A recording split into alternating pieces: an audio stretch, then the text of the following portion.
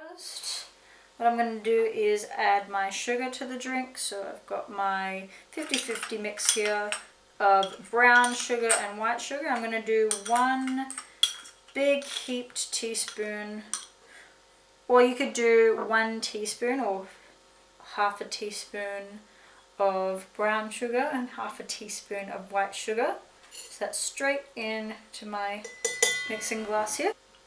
2 big dashes of my Angostura bitters, or your bitters of choice, as is your old-fashioned. Alright, 2 dashes, and I'm putting that aside. Oh, I forgot one thing, guys. Hang on a minute. I don't know how I forgot about this, but we're going to be muddling. And if you don't have a muddler at home, you could probably use like the end of a wooden mixing spoon. That probably could do the job as well. Next, I'm just going to add that water I talked about before, that 10 mils. I'm just going to add about probably half that, to be honest, like 5 mils. And I'm going to see if I need more later. And right now I'm just going to start the modeling process.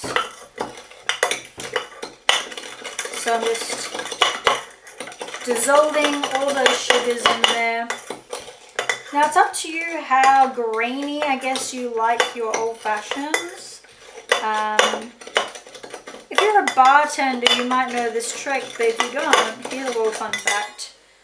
Sugar releases dopamine, right? No, what is it? Dopamine. Okay, I almost had it. Dopamine. So sugar releases dopamine. So when you're serving this to someone in a bar, the granulated sugar, if it doesn't completely dissolve and they get some at their last sip, you get, a bit of those granulated bits of sugar in your mouth, and then that's a huge hit of dopamine. And so then that's going to make your customer happy. And then since that drink made them happy, it's going to lead them to their next old fashioned. So just a little handy tip, a little chemistry there. Try it when you're allowed to bartender again. Or test it out on your family. Or if you live with someone, like a housemate or something, try it out on them. See what happens. So that's looking pretty well dissolved at the moment. I'm not going to want to dissolve all of it, but so now I'm going to be adding my Chivas Regal 12 whiskey. This is it smells nice. Okay, we're going to be doing 2 ounces or a 60 ml pour into your measuring device.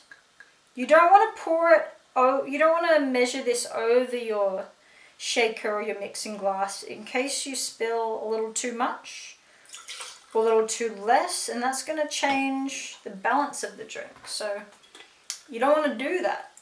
You want a nice balanced drink, guys. So alright, we've got all our ingredients in here now. So now we're just going to give that a quick little stir without ice first.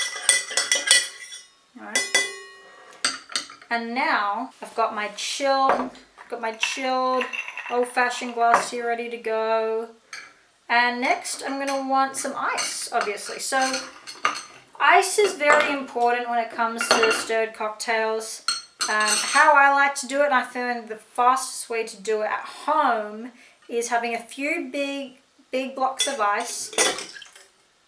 Try not to spill it all, like I just did.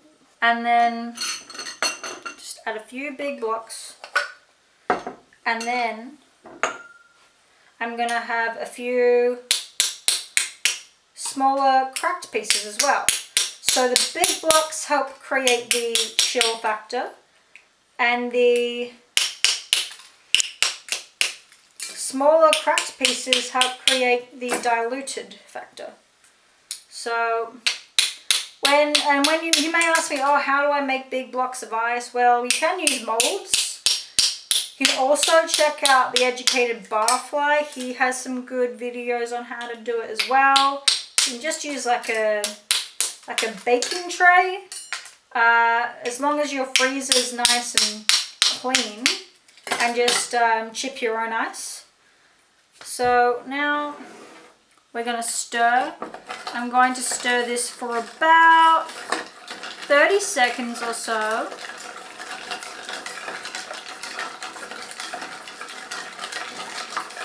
Or until it's chilled.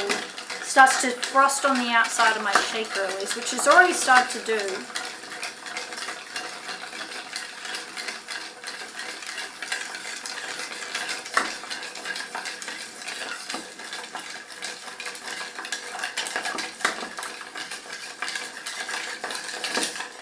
So now I'm going to check for dilution and chill factor. So I'm just going to get a little bit from my bar spoon here, put it on my hand, give it a lick. And that is just at the tipping point. Now when I say tipping point, it is just at that point where it's not over diluted, it's not at the perfect dilution rate. It is at the point where it's just under diluted, because your drink will dilute in the glass as it is going to be over ice.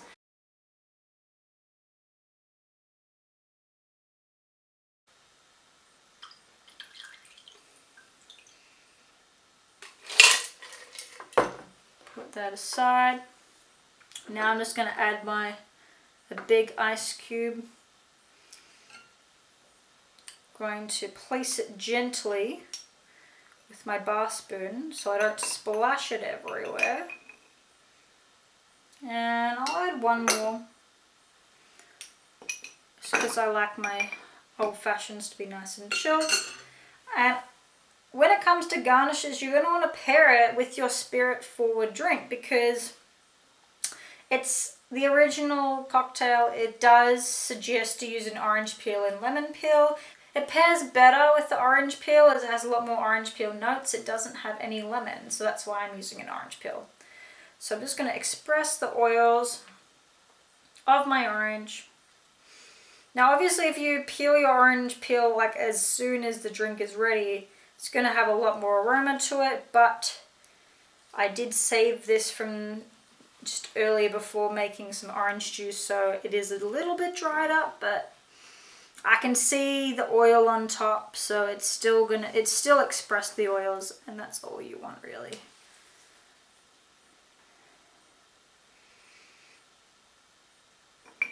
Alright. And that, my friends, is an old-fashioned. Cheers.